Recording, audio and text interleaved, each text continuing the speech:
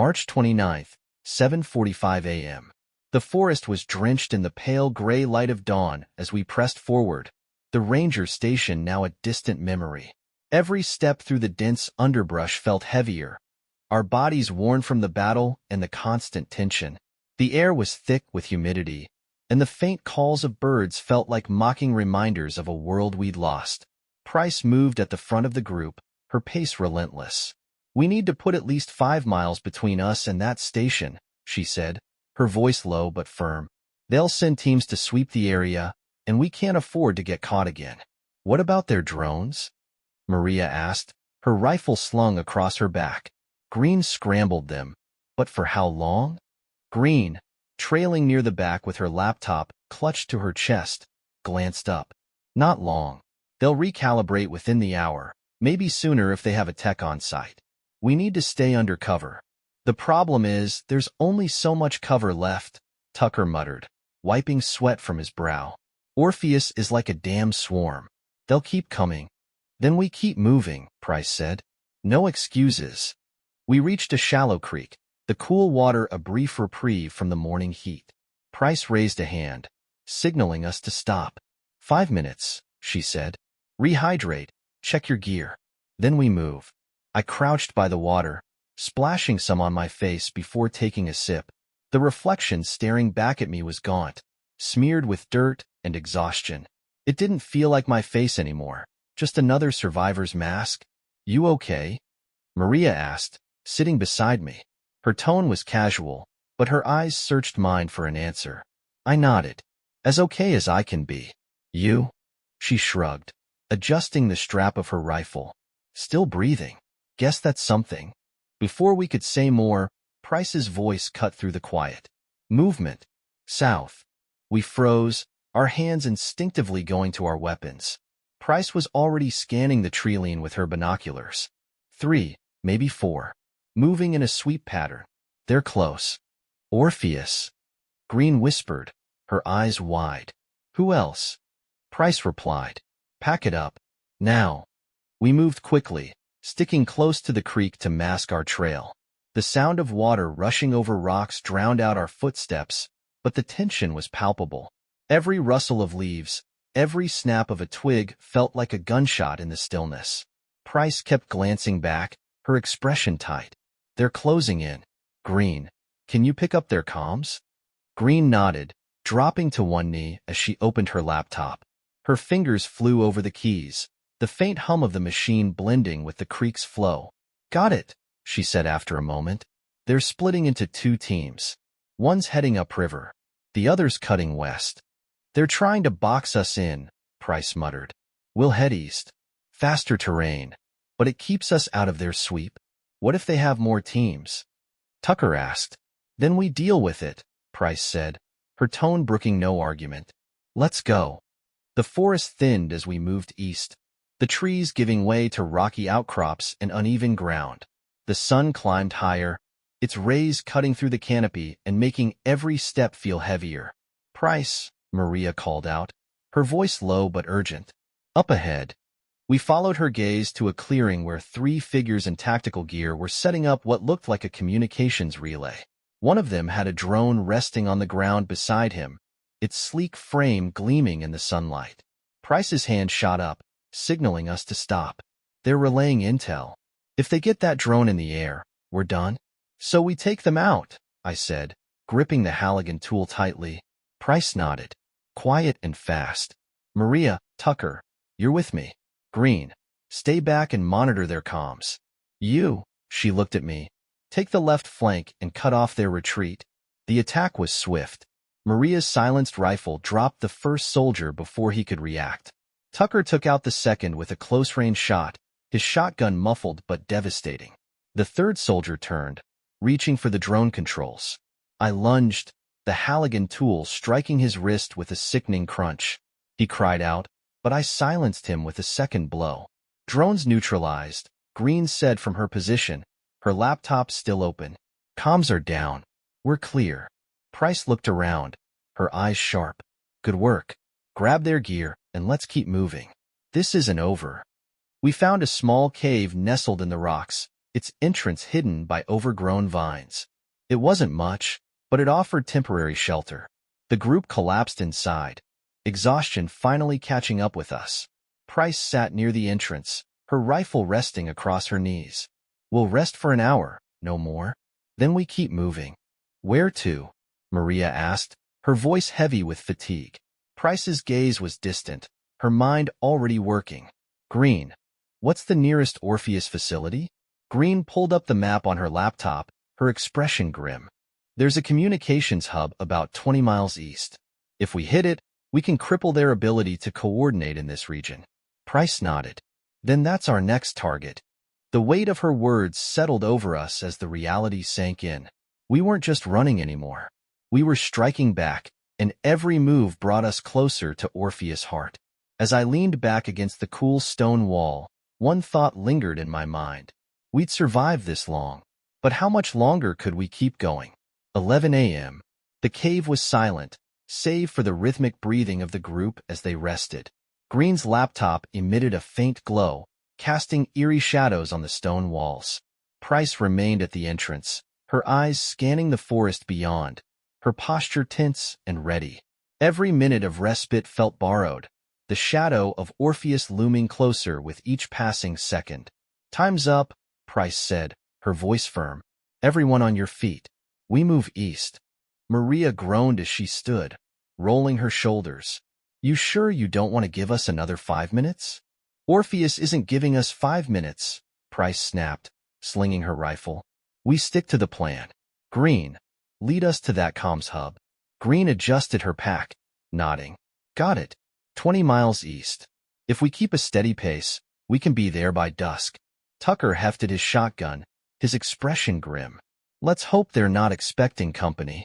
The forest thickened as we moved, the underbrush clawing at our legs and slowing our pace. The sun filtered through the dense canopy, creating fragmented patterns of light on the forest floor. Every sound felt amplified, every rustle of leaves a potential threat. Price, Maria whispered, motioning to the left. Something's moving. We froze, our weapons raised. The forest seemed to hold its breath as we scanned the shadows. A moment later, a deer bolted from the brush, disappearing into the trees. Tucker let out a low chuckle. At least it's not Orpheus. Stay focused, Price said sharply. We're not out of the woods yet. 12:15 p.m. As the sun climbed higher, the forest began to give way to rolling hills dotted with patches of tall grass. The open terrain was both a blessing and a curse, easier to traverse but offering little cover. Price signaled for us to spread out, minimizing our exposure. How's our window? She asked Green. Green glanced at her laptop. Their comms are still scrambled, but I'm picking up activity around the hub. They're on alert. We'll need to hit fast and hard. That's the plan, Price said. And the backup plan? Maria asked. Don't get caught, Price replied. We stopped at a small rise overlooking the comms hub. The facility was nestled in a shallow valley, its perimeter secured by high fences and patrolling guards. Satellite dishes jutted from the central building, their stark white frames gleaming in the midday sun. Looks fortified, Tucker said, crouching beside Price. Any idea how we're getting in? Green pointed to a service gate on the east side. That's our best bet. It's less guarded, and I can disable the cameras from here. What about an exit strategy? I asked, scanning the area. Once we plant charges on the main relay, we head north, Price said. There's a river about a mile from here. It'll cover our tracks. Simple, Maria said with a smirk. I like it. We moved under the cover of the tall grass, keeping low as we approached the service gate. Green worked quickly, her fingers flying over her laptop as she hacked the gate's lock. The faint click of the mechanism disengaging was almost drowned out by the pounding of my heart. We're in, Green whispered. The group slipped through the gate, sticking to the shadows as we navigated the compound. The hum of machinery filled the air, mingling with the distant chatter of guards. Price signaled for us to stop, her eyes locked on a guard post up ahead. Maria, take him out quietly, Price said. Maria nodded, drawing her knife. She moved like a shadow, her steps silent as she approached the guard from behind. A quick, efficient motion, and the guard slumped to the ground. "Clear," Maria said, wiping her blade. The central relay tower loomed above us, its metal framework a stark contrast to the surrounding forest. Green set up her laptop at the base, her brow furrowed in concentration. "This relay controls their regional comms," she explained. "I'm planting a virus that will cripple their network. It'll take a few minutes." "Make it quick," Price said, her eyes scanning the perimeter. "We don't have long before they notice us." The minutes stretched into eternity as Green worked, the rest of us keeping watch. My grip on the Halligan tool tightened with every passing second, the weight of impending conflict pressing down on me. "Done," Green said finally, packing up her laptop. "Their comms are toast." "Good," Price said. "Let's plant the charges and get out of here."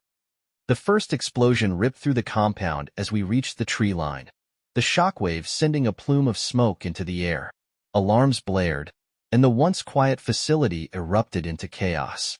"Move," Price shouted, her voice cutting through the noise. We sprinted toward the river, the sound of shouting guards and gunfire growing fainter as we put distance between us and the facility. The cold water of the river was a welcome relief as we waded in, letting the current carry us downstream. We emerged on the opposite bank, drenched and exhausted but alive. Price turned to the group, her expression hard but satisfied. "We hit them hard today," she said. "But this is just the beginning. They'll regroup, and so will we." As we disappeared into the forest, the distant plume of smoke served as a reminder of the damage we'd done, and the fight still ahead. For PM, the forest grew denser as we pushed further east, the towering trees swallowing what little light the late afternoon sun provided. The river was now a faint whisper behind us, and with each step, the weight of our mission pressed heavier on my shoulders. We had struck Orpheus hard, but the cost of staying ahead felt insurmountable. Price led the group with her usual determined stride, her rifle cradled in her arms. Behind her, Green clutched her laptop tightly, her face pale but focused. Maria and Tucker took up the rear, their eyes scanning the shadows for any sign of pursuit. Every crack of a branch or rustle of leaves sent adrenaline surging through my veins. "How much farther to the next checkpoint?" Maria asked, her voice low but sharp. Green adjusted her pack, glancing at her GPS. "Another 3 miles. There's an old logging camp ahead. Should be deserted, but it might give us a place to regroup." "Deserted doesn't mean safe," Price muttered. "We'll approach carefully. No lights, no noise. Everyone stays sharp."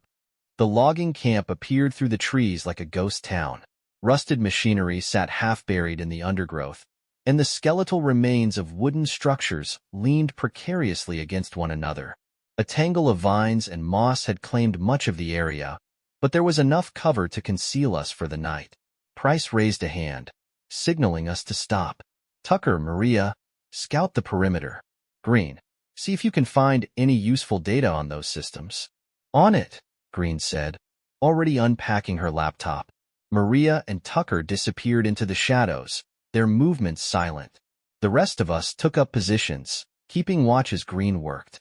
The faint glow of her screen cast eerie patterns on the ground. "What are we looking at?" I asked, crouching beside her. Green frowned, her fingers flying over the keys. "Orpheus had records of this place. It's not just a logging camp. There was a research station here. Small, off the books. Whatever they were doing, they didn't want anyone to know about it." "Great," I muttered. "Another secret lab?" "Not just a lab," Green said, her voice tinged with unease. "Testing. On people." Maria and Tucker returned, their expressions grim. "Perimeter's clear for now," Maria reported, "but we found signs of recent activity. Tracks heading south. Could be a patrol.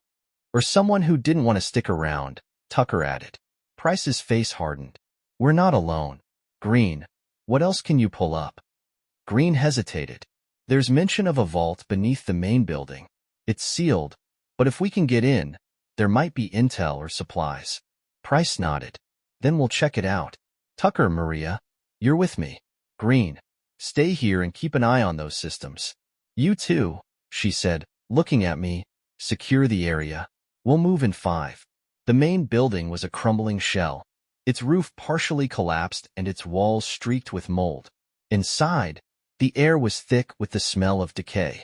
Rusted desks and shattered monitors littered the floor, and faded documents were scattered like leaves. "Green, we're inside," Price said, her voice low over the comm. "Where's the vault?" "Should be in the back, near the old storage rooms," Green replied. We moved cautiously, our footsteps muffled by the layer of grime on the floor. At the end of a narrow hallway, we found a reinforced door. A keypad blinked faintly beside it, the only sign of life in the decrepit building. "Think you can open it?" Price asked, glancing at Tucker. Tucker grinned, pulling a compact set of tools from his pack. "Give me a minute." The faint hum of the lock's mechanism filled the silence as Tucker worked. Maria kept watch, her rifle trained on the darkened corridor behind us. "Almost there," Tucker muttered. The lock clicked, and the door hissed open, revealing a staircase descending into darkness. "Great," Maria said dryly, "because basements are always a good idea." The vault was a chilling contrast to the decay above. Pristine white walls gleamed under fluorescent lights, and rows of locked cabinets lined the room. In the center stood a series of containment units, their glass surfaces fogged with condensation. "What the hell is this?" Maria whispered, her voice barely audible. Price approached one of the units, wiping the glass with her sleeve. Inside was a person, emaciated, pale, and hooked to an array of tubes and wires. Their chest rose and fell weakly, their eyes closed. "They're alive," Price said, her voice tight. "Green, we found something. Pull up everything you can on Project Theta." The comm crackled. "Theta? That's bad. Really bad." Orpheus was experimenting with biological integration, merging the pathogen with human hosts to create hybrids. Maria took a step back, her face pale. "Hybrids? You mean zombies that think?" "And follow orders," Green confirmed. "If this is Theta, we need to destroy it. Now."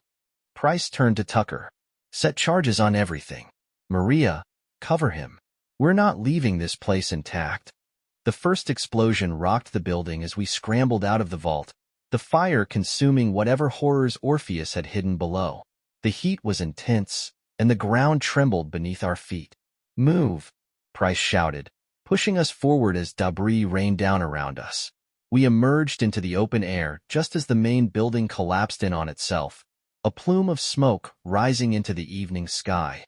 The forest was eerily quiet, as if holding its breath. "That'll send a message," Tucker said, panting. Price's expression was grim. "Orpheus already knows, and they won't stop. We're running out of time."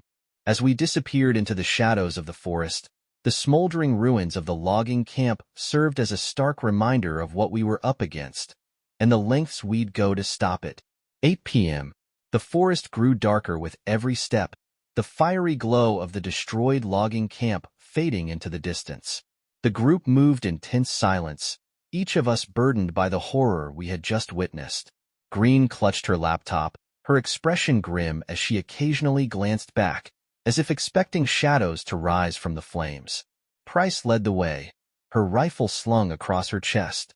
Her sharp eyes scanned the underbrush, every snap of a twig or rustle of leaves tightening her already steely posture. Behind her, Maria and Tucker kept a careful watch on our flanks, their weapons ready for any sign of pursuit. "How much farther?" Maria asked, breaking the silence. Her voice was low, but carried the strain of exhaustion. "There's a crossroads up ahead," Green replied, checking her GPS. "We'll follow the eastern trail to avoid detection. Should lead us to higher ground where we can set up a defensive position." Price nodded. "We'll rest when we get there. No fires. No noise. Orpheus is going to be looking for us." The crossroads was little more than a clearing where two dirt paths intersected. The ground was littered with broken branches and leaves, and the air was thick with the scent of pine and damp earth. Price raised a fist, signaling us to stop. "Maria, Tucker, check the perimeter," she ordered. "Green, pull up any nearby comms activity. Let's make sure we're not walking into a trap." As the others moved into position, I crouched beside Green, watching as her fingers danced over the keyboard. The screen's glow reflected her worry, the lines on her face deepening with each passing second. Anything? I asked. Orpheus is active, Green replied, her voice tinged with unease. They've deployed drones and patrols. They're sweeping the area, but their comms suggest they're disorganized. The loss of the logging camp hit them harder than they're letting on. Good, Price said, stepping closer. But it won't last. Once they regroup, they'll come at us with everything they have. Let's move. The trail eastward climbed steadily, the dense forest giving way to rocky terrain. The elevation provided a better view of the surrounding area, but it also left us exposed. Price directed us to a narrow ridge, its jagged rocks offering some semblance of cover. We'll dig in here for the night, she said. Tucker, set up the tripwires. Maria, take first watch. Green, see if you can pinpoint their patrol routes. We need to stay ahead of them. I settled into a shallow crevice between the rocks, the Halligan tool resting beside me. The events of the day replayed in my mind. The vault, the hybrids, the fire. Each memory felt like a weight pressing against my chest. You good? Maria's voice broke through my thoughts. She crouched beside me, her rifle slung casually over her shoulder. I nodded, though the motion felt hollow. As good as I can be. You? Maria shrugged. Surviving. But that's not saying much these days, is it? The faint hum of a drone echoed in the distance, pulling everyone to attention. Green's laptop beeped as she intercepted the signal. They're close, she said, her voice tight. One patrol heading north, another circling east. The drone's running a parallel sweep. They're closing the net, Price said. But they don't know exactly where we are. Yet. What happens when they do? Tucker asked, securing the last of the tripwires. Price's eyes hardened. Then we make sure they regret it. The first sign of the patrol came in the form of distant voices. We crouched low, the cold rock pressing against our bodies as the sound grew louder. Flashlights bobbed through the trees, their beams cutting through the darkness.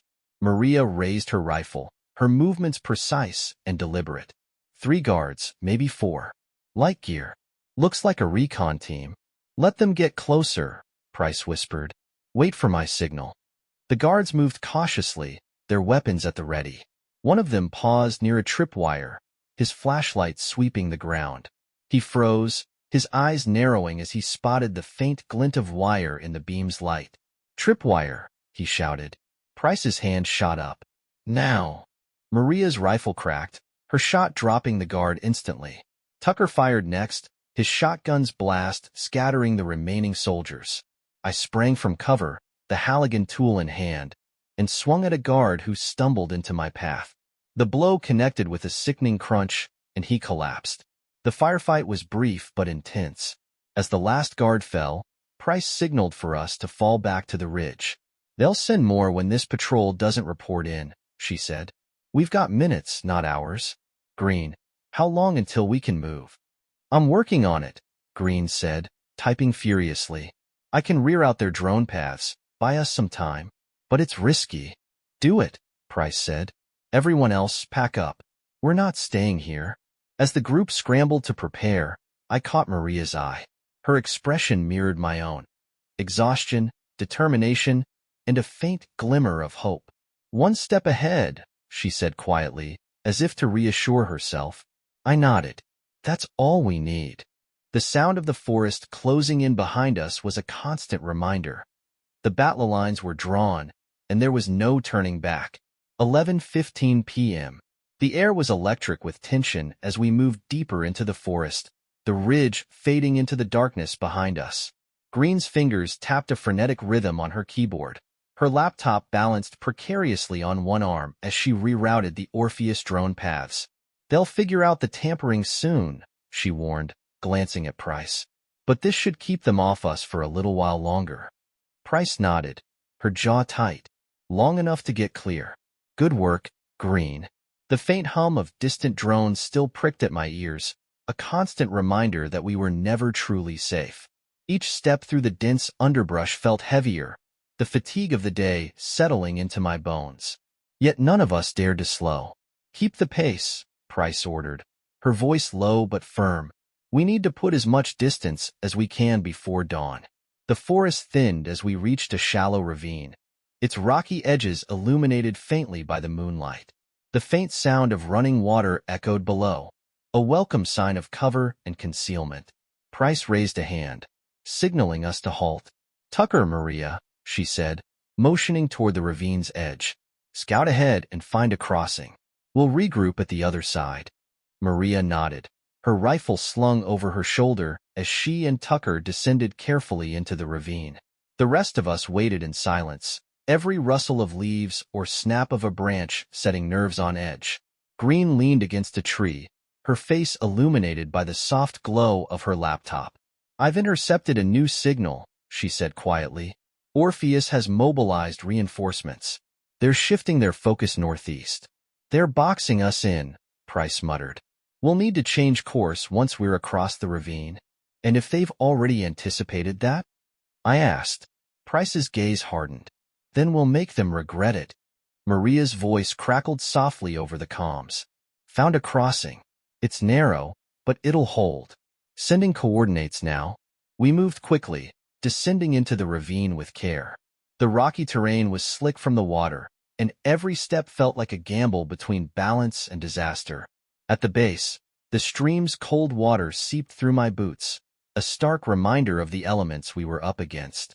Maria and Tucker waited at the crossing, a natural stone bridge barely wide enough for a single person at a time.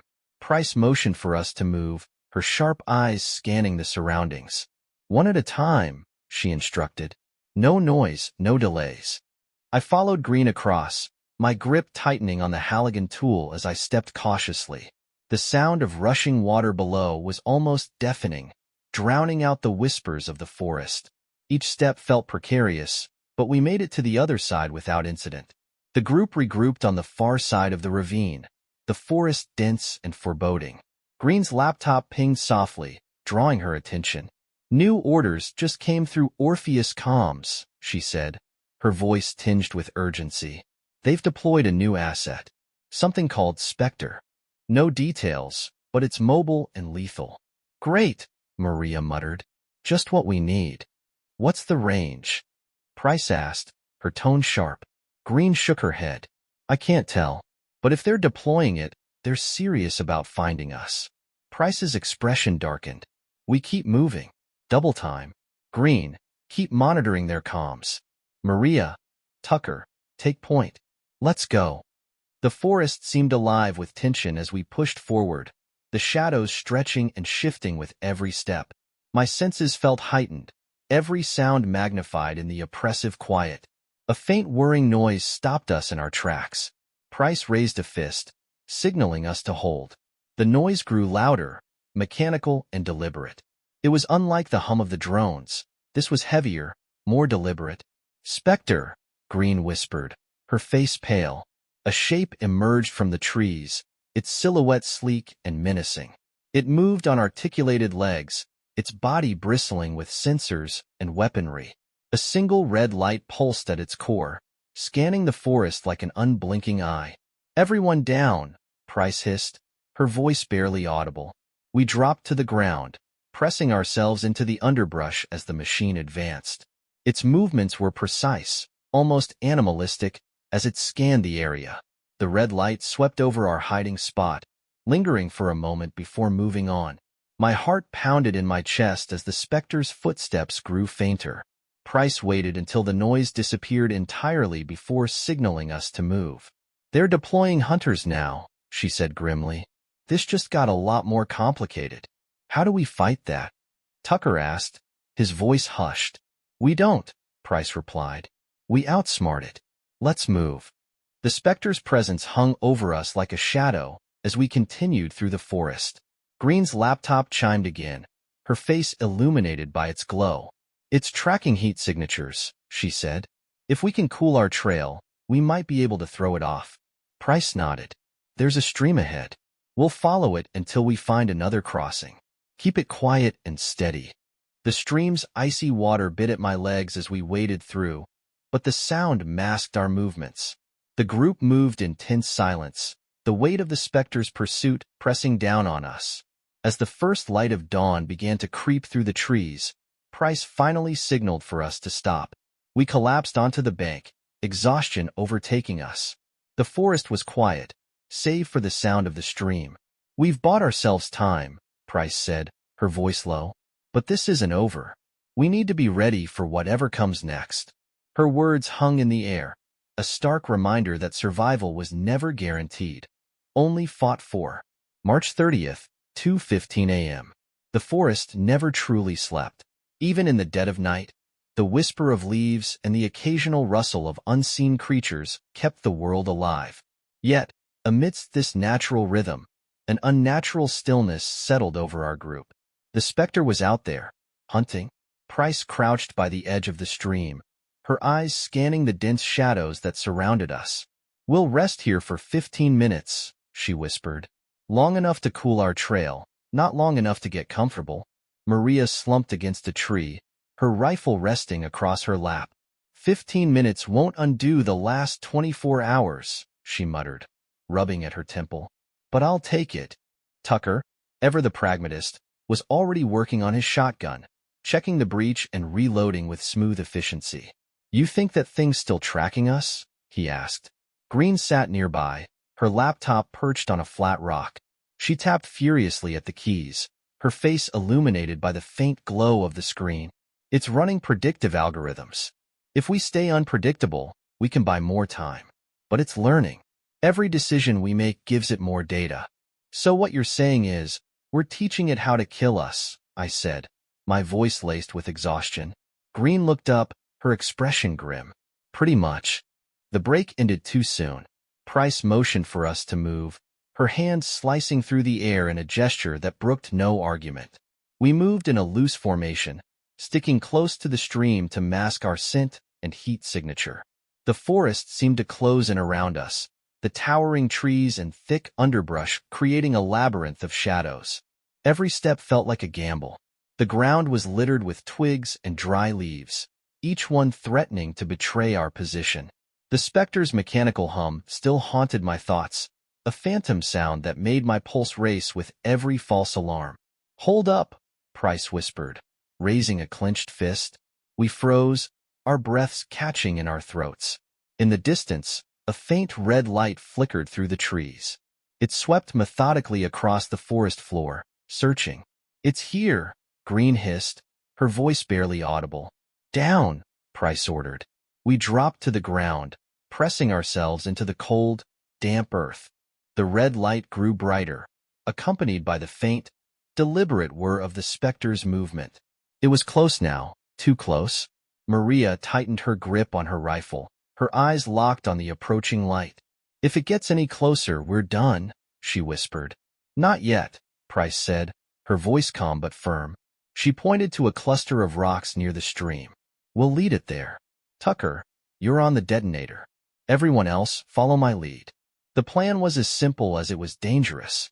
Tucker quickly rigged a small explosive charge near the rocks, the detonator clutched tightly in his hand.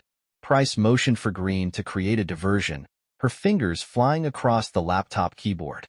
A burst of static erupted from Green's laptop, loud enough to draw the specter's attention. The red light pivoted instantly, its mechanical body whirring as it honed in on the sound. "Move," Price mouthed, leading us away from the stream and toward higher ground. The specter followed the noise, its footsteps heavy and deliberate. From our vantage point, we watched as the specter approached the rocks. It moved with eerie precision, its red eye scanning the area.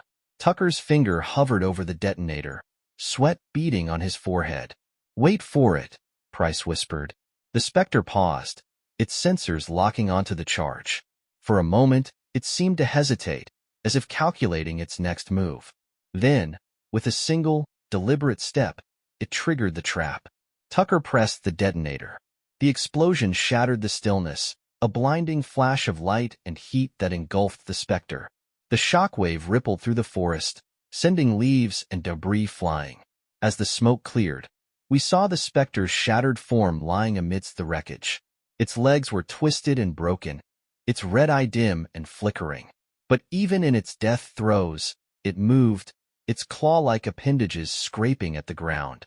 "It's still active," Maria said, raising her rifle. "Finish it," Price ordered. Maria fired, her shot striking the specter's core. The red light flickered one last time before fading completely.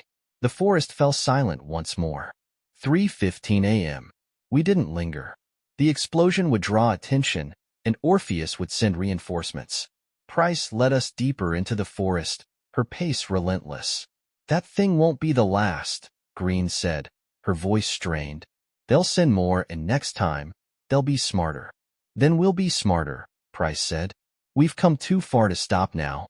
As the first light of dawn began to break through the trees, I couldn't shake the image of the specter's red eye, unblinking and relentless. It was a reminder that Orpheus wasn't just chasing us. They were evolving, and the fight was far from over.